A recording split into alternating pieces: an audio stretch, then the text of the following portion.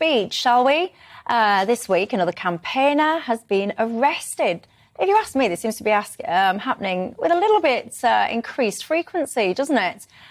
This one, let's cut to the chase. Toby, this was someone who basically, they were having this row about trans, I don't know, a trans person was wanting to be called she, they was calling a he, whatever. The principle more is around free speech. Who decides what's allowed and who decides what's not? Tell me. The police are investigating far too many of these Twitter spats. And that's been made clear to them by the College of Policing. You need to stop getting involved in policing these trivial matters and start investigating burglaries, knife crime, assaults, robbery.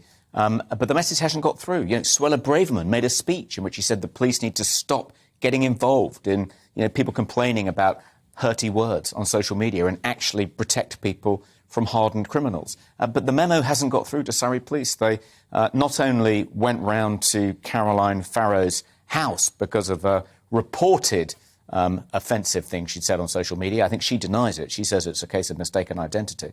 But they also arrested her, took her to the station. It was right during when she was cooking a meal for her husband and children at a Sunday lunchtime. It's just ridiculous that the police are wasting their time on investigating these trivial, petty incidents. Why? And they should be investigating. I mean, the burglary rate... What's driving it, Toby?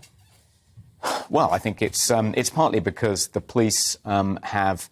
they know the cost of their common sense. They're constantly receiving diversity training of one kind or another from organisations like Mermaids and Stonewall and Gendered Intelligence. They now think that it's their role to protect, trans people or their allies from offensive speech, from hearing words that they find disagreeable. They think that's as important as, if not more important, than solving burglaries. I mean, the burglary solution rate in Surrey, I looked this up, is 3.5%. That's below the national average. And, they really need to focus on solving crimes and not investigating these kind of petty disputes on social media.